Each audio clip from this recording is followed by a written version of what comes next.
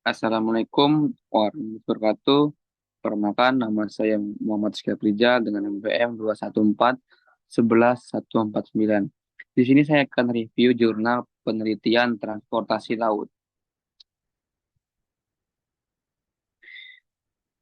Judul Perencanaan Ulang RT Jabodetabek Lintas Pelayanan 3 atau Cawang Bekasi Timur dengan modifikasi alinyemen ditinjau dari segi kelayakan ekonomi dan finansial.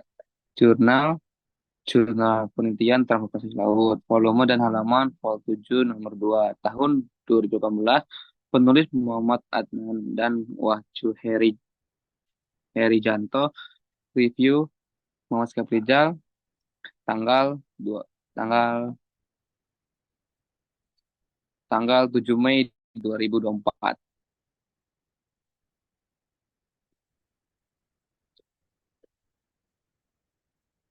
Abstrak.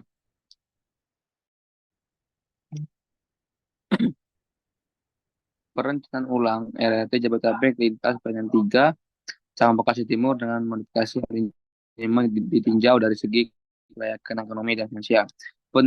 Penelitian ini bertujuan untuk melakukan analisis kelayakan ekonomi dan finansial dari proyek pembangunan LRT Jabodetabek Cawang Bekasi Timur dengan fokus pada penghematan biaya operasional kendaraan, box nilai waktu pendapatan dari penjualan tiket serta menggunakan par parameter BCR, NPV, dan IRR sebagai acuan kelayakan.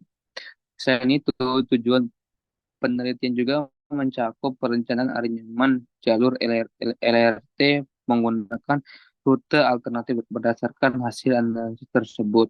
Hasil penelitian menunjukkan bahwa proyek pembangunan LRT Jabodetabek Cawang Bekasi Timur layak secara finansial dan ekonomi. Analisis kelayakan ekonomi menghasilkan penghematan biaya operasional kendaraan dan nilai waktu yang disignifikan. Dengan nilai BCR sebesar 5,11 dan nilai NPV sebesar Rp 39.208.73.411.349 yang melebihi nilai 1, menunjukkan keuntungan investasi yang berkelanjutan.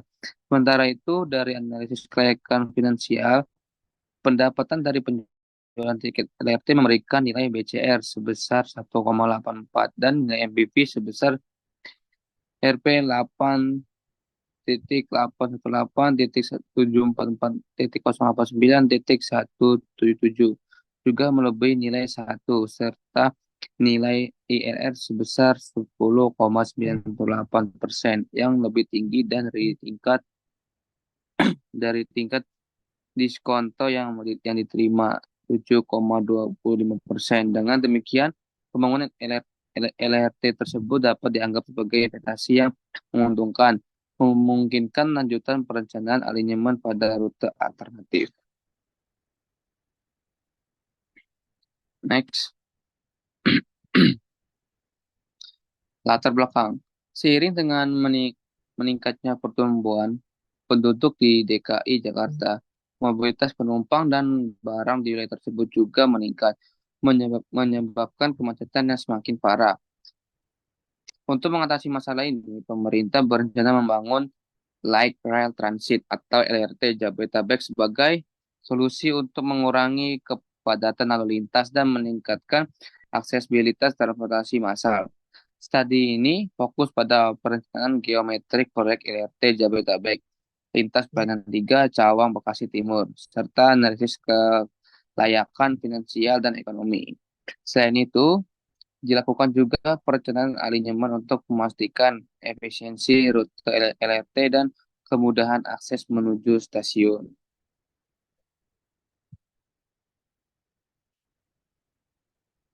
Metode penelitian. Metode yang digunakan dalam penelitian ini adalah studi literatur. Data yang digunakan adalah data lalu lintas, trip assessment, dan biaya operasional kendaraan.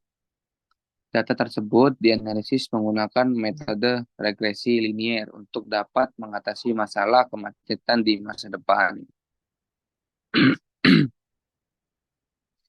Hasil penelitian, hasil analisis box menunjukkan bahwa modifikasi aluminium menghasilkan penghematan box sebesar Rp 11,8 miliar per tahun. Penghematan ini berasal dari pengurangan jarak tempuh dan waktu tempuh. Hasil analisis NPV menunjukkan bahwa modifikasi aluminium menghasilkan NPV positif sebesar 157,9 miliar. Nilai NPV positif ini menunjukkan bahwa proyek ini layak untuk dilaksanakan secara finansial. Hasil penelitian yang pertama, analisis data lalu lintas. Volume lalu lintas harian pada setiap ruas jalan tol Jakarta sampai dengan Cikampek telah direkapitulasi. Kapasitas ruas jalan itu menggunakan persamaan umum dari Pedoman Kapasitas Jalan Indonesia atau PKJI tahun 2014. Nilai derajat kejenuhan DJ juga dihitung untuk setiap ruas. Yang kedua, analisa trip assignment. Perhitungan trip assignment didasarkan pada hasil survei demand LRT di Korea dan India dengan menginterpolasi hasil untuk mendapatkan angka yang digunakan dalam studi volume kendaraan yang dikurangi adalah volume kendaraan golongan satu. Yang ketiga, analisis biaya operasional kendaraan. Besarnya biaya operasional kendaraan box dihitung untuk berbagai golongan kendaraan, termasuk konsumsi bahan bakar, volume ban, pemeliharaan suku cadang, jam kerja mekanik, depresiasi, bunga modal, dan asuransi. Next.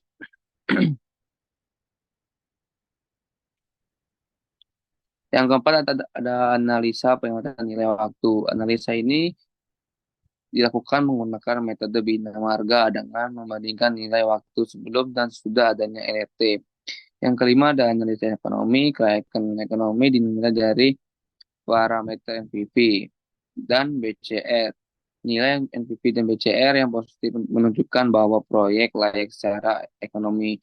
Yang keenam ada analisa finansial, yaitu analisa kelayakan finansial menggunakan indikator BCR, NPV, dan IRR. Hasil perhitungan menunjukkan bahwa proyek IRT Cabang Bekasi Timur layak secara finansial. Yang ketujuh ada perencanaan alignment horizontal dan vertikal. Perencanaan alignment horizontal dan vertikal dilakukan untuk memastikan keselamatan dan efisiensi operasi LRT. Keseluruhan trase telah direncanakan dengan baik, termasuk jumlah lengkung horizontal dan vertikal yang sesuai. Dengan demikian, proyek LRT Cawang Bekasi Timur dapat disimpulkan sebagai layak baik secara ekonomi maupun finansial dengan perencanaan yang memadai untuk mengoptimalkan operasionalnya.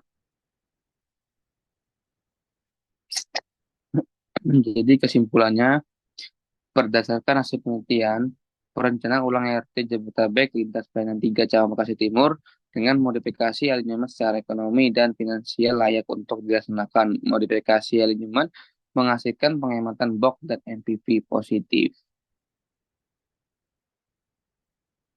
Kelebihan dan kelemahannya yaitu yang pertama ada penelitian ini menggunakan metodologi yang sound dan teruji, dan data yang digunakan dalam penelitian ini akurat dan up to date. Dan hasil penelitian ini dapat digunakan sebagai bahan pertimbangan dalam pengambilan keputusan terkait dengan pelaksanaan proyek LRT Jabodetabek lintas pelayanan 3 Cawang Bekasi Timur.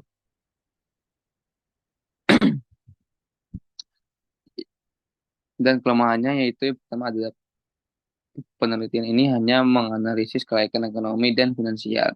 Aspek-aspek lain seperti aspek sosial dan lingkungan tidak dianalisis dalam penelitian ini.